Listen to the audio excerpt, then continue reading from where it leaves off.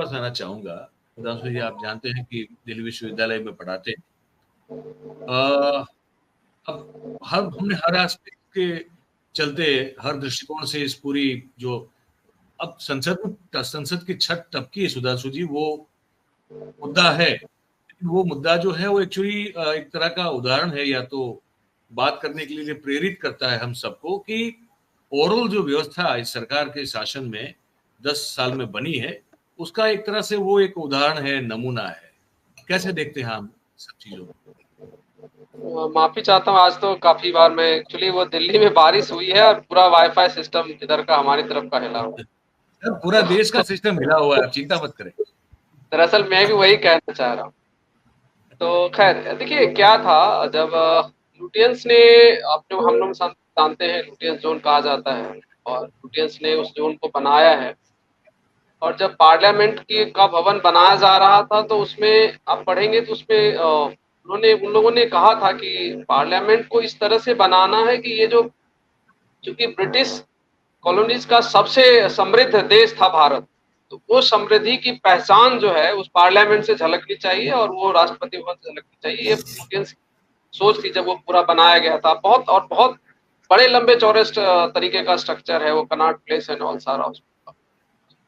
आश्चर्य है कि पूरे विश्व में और हम सब लोग जब बड़े हुए, जिस तरह से पार्लियामेंट के बिल्डिंग की भी एक अपनी, क्योंकि हर चीज की अपनी अहमियत होती है, उससे संदेश रहता है।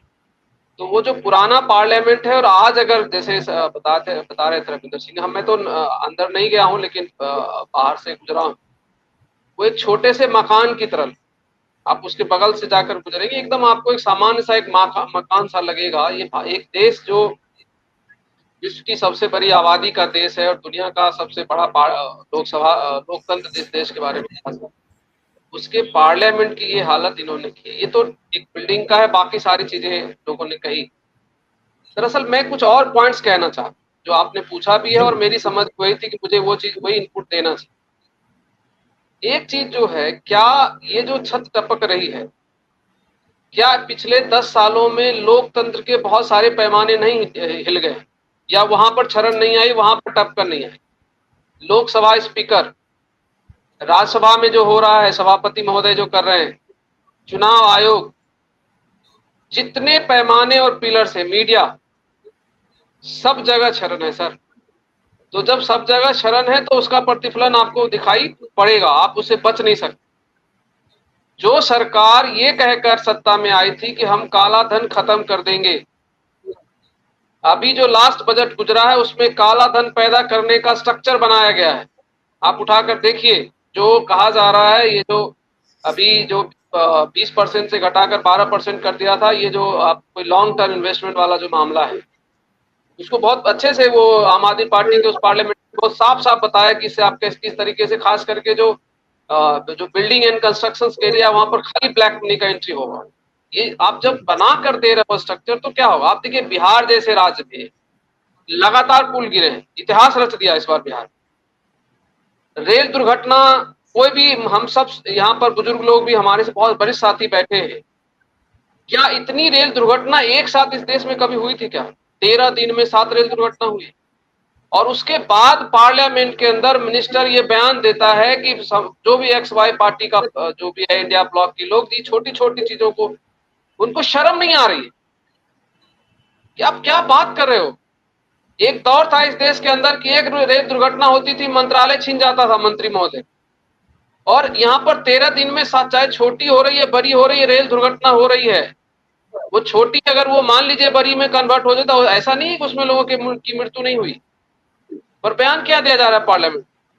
तो सबसे जो महत्वपूर्ण चीज क्या है ना, कि क्रेडिबिलिटी, सेंस ऑफ, मतलब कि हम सत्ता में हैं और उसकी सत्ता में बैठने का मतलब सत्ता का भोग नहीं करना है, समाज सेवा भी करनी है, जनता ने आपको बिठाया है उस जनता का भी ख्याल रखना है, वो तो इनके अंदर है ही नहीं। हर पल पर वो अपमान करने के लिए लगे। ये अलग बात है कि भारत की जनता शायद अब समझने लगी है, पहले उसको वो नहीं समझ पा रहे। और एक सवाल और है कि ये करते क्या, इनकी पॉलिसी क्या रही है? देखिए, क्यों इतनी हड़बड़ी में ये बनाया गया पार्लियामेंट के अंदर, जो ये पार्लियामेंट बनाना, ये जो आप चीजें कह रहे थे कि मॉन्यूमेंट्स वाला, ये तो डे वन से ये इवेंट मैनेजर है प्रधानमंत्री महोदय।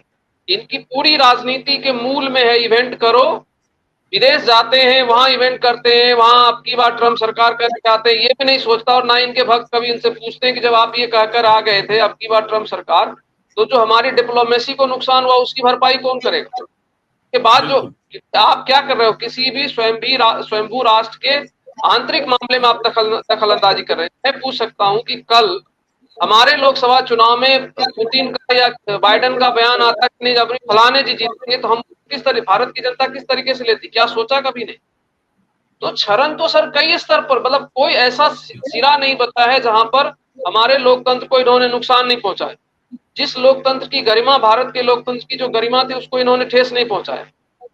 और इवेंट का मैं बता रहा हूं, आप याद करिए गुजरात चुनाव था विधानसभा, और चुनाव के 2 दिन पहले पार्लियामेंट प्रधानमंत्री महोदय एक हवाई जहाज जो है या हेलीकॉप्टर था, पता नहीं, हवाई जहाज था शायद, पानी में उतार रहे थे। हम लोगों ने सोचा कि आखिर इसकी वजह क्या है, क्या शो करना चाहते? तो वही निकल कर है कि भाई इवेंट करना, इनको दिखाना है कि देखो मैं ये कर सकता हूं, मैं ये कर सकता हूं। पार्लियामेंट को, अगर आप भारत के पार्लियामेंट की भवन बना रहे थे, और समय क्या था वो भी एक, जब पूरा विश्व, खाली भारत की बात नहीं थी, पूरे विश्व में त्राहिमाम था। जो सरकारी कर्मचारी थे, आप लोगों को शायद नहीं होगा पता, हम लोग सरकारी कर्मचारी हैं, हमारी सैलरियां कटी हैं उस दौर में, उस पेंडेमिक के दौर में। हमारे को डीए से लेकर और जो डीए महंगाई भत्ता नहीं दिया गया। मैं सर जी, सर आपकी तो सैलरी कटी है, लोगों की जिंदगियां कटी है जो जिनकी सरकारी नौकरियां नहीं थी, वो तो बेचारे, वो तो उनकी तो नौकरियां चली गई, पता नहीं, वो तो बहुत कुछ हुआ है। बिल्कुल, एक जो इमोशनल पक्ष है उस पे तो है ही, वो तो खैर अभी डेटा है सर, और इन्हीं के लोगों ने दिया है कि कितना 46 लाख लोग मरे, इनके ही किसी अधिकारी ने जो इनके साथ पहले काम किया था, अभी आया है वो 4 दिन 5 दिन पहले का डेटा है। इन्हीं के किसी अधिकारी ने कहा कि 46 लाख लोग भारत में मरे, इनके साथ काम किए अधिकारी ने दिया, मुझे नाम एग्जैक्ट याद नहीं आ रहा, रविंदर सिंह जी को शायद याद। तो सवाल ये है कि मैं ये जो सैलरी कटने वाला मामला इसलिए ला रहा था कि भाई इसका मतलब क्या था, देश की आर्थिक स्थिति डबाडोल थी उस समय, और उसके बाद आप घोषणा कर रहे हो कि हम पार्लियामेंट बनाएंगे, ये क्या चीज थी भाई? आप बाद में भी कर सकते थे, देश की आर्थिक स्थिति जब सही हो जाती, क्या वजह जो आज ये हो रहा है, हो सकता है कि कोई बढ़िया आर्थिक हैसियत की स्थिति में आप बनाते तो और बड़ा एक बजट बनता, शायद और अच्छी इमारत बन पाती। ये जो चीजें हैं कि आपको क्या, अच्छा एक चीज और बताऊं, चुनाव जीतने की हवस इतनी है। अभी मैं परसों देख रहा था, दिल्ली के 7 मेंबर ऑफ पार्लियामेंट प्रधानमंत्री से मिलने गए, तो प्रधानमंत्री, जो अखबारों का है आप निकाल कर देखना, इंडियन एक्सप्रेस में छपा, प्रधानमंत्री ये कह रहे हैं कि चुनाव है, तुम सातों लोग काम में लग जाओ। मतलब डेवलपमेंट इसलिए करो क्योंकि दिल्ली का चुनाव है, ऐसे काम नहीं करना। अगर दिल्ली का चुनाव होता तब 7 पार्लियामेंट्रियन को आप क्या कहते? तो मतलब केवल चुनाव ही रह गया है क्या? डेमोक्रेसी का मतलब है चुनाव लड़ना, चुनाव जीतना। आपको जनता चुन इसलिए तो नहीं भेजती है कि आप जो है वो सारे काम दिखावे के लिए करिए। और ये सारा इसलिए मैं कह रहा हूँ कि ये पार्लियामेंट का बनाना या जो और चीजें लोग साथी कह रहे हैं, अयोध्या मंदिर में हिंदू धर्म के सबसे बड़े गुरु कह रहे हैं कि भैया ये गलत समय, आप उद्घाटन मत करो। वहां पर भी सारी चीजें आ गई सबके सामने, चुनाव हार गए वो एक अलग बात है, लेकिन अलग चीजों पर अगर आप देखोगे तो ये करना क्या चाहते हैं? अल्टीमेट गेम ये है कि हमारे हाथ में सत्ता रहनी चाहिए, एक। और दूसरा, नरेंद्र मोदी जी ये चाहते हैं कि जब ये देश दोबारा से, इसको हम दोबारा से इतिहास लिखेंगे, और जो भी है जी वो केवल ये दुनिया को बताया जा सकता है कि नरेंद्र मोदी जब आए थे तभी भारत का निर्माण हुआ था, इसके पहले भारत था ही।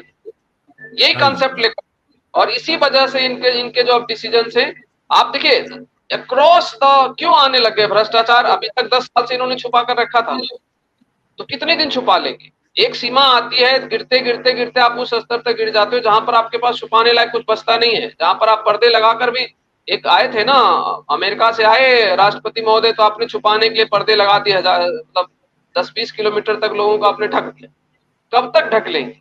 एक सीमा तो आएगी ना, जब आपकी कमियां चाहे आप लाख छुपा लें वो निकल कर आएगा, क्योंकि हर चीज की एक सीमा होती है, तो निकल कर आ रहा है।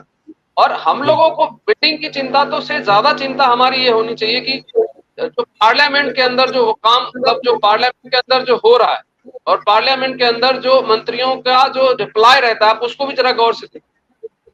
एक मंत्री ऐसा नहीं है जो इस वजह से, मान लीजिए कोई पार्लियामेंट्रियन सवाल करता है, रविंद्र जी खबर करते हैं, तो मंत्री का देखिए, ये तो बहुत सामान्य सी परिपाटी रही है नहीं कि भाई हर मेंबर ऑफ पार्लियामेंट अपने क्षेत्र की समस्या, अपने राज्य की समस्या, देश की समस्या किसके पास लेके जाएगा? मंत्री के पास लेकर जाएगा। तो उसको ये लोग इस तरह से लेते हैं जैसे कोई उनकी कमियां गिना रहा है। अरे अगर कोई कोई पार्लियामेंटेरियन सवाल पूछ रहा है तो आपको, आप उसको इस तरीके से क्यों लेते हो कि आपकी कमियां गिना रहे? बहुत सारी चीजें हैं जो हुई हैं। और आपको बताओ, पार्लियामेंट स्पीकर बयान देते, अभी मैं देख रहा था एक समाजवादी पार्टी के member of parliament Dharmendra Yadav, तो वो कह रहे थे कि कोई रेल की घोषणा हुई थी मुलायम सिंह जी के टाइम पर, तो स्पीकर महोदय आके कहते हैं कि पहले खाली घोषणा होती थी, अब काम होता है। तो क्या हो गया है? आप समझ रहे हैं क्षरण की क्या सीमा है पार्लियामेंट के अंदर, और स्पीकर की क्या भूमिका होनी चाहिए? तो ये सर बड़े सवाल है जिसके ऊपर हमें हमें और ये तो ठीक है, आपने एक मेटाफर ले लिया कि भाई पार्लियामेंट की बिल्डिंग चुन, मैं तो उसको मेटाफर की तरह ही लेकर सारे, और मुझे वही समझ में आ रहा है। तो इसलिए अलर्ट को वहां होना,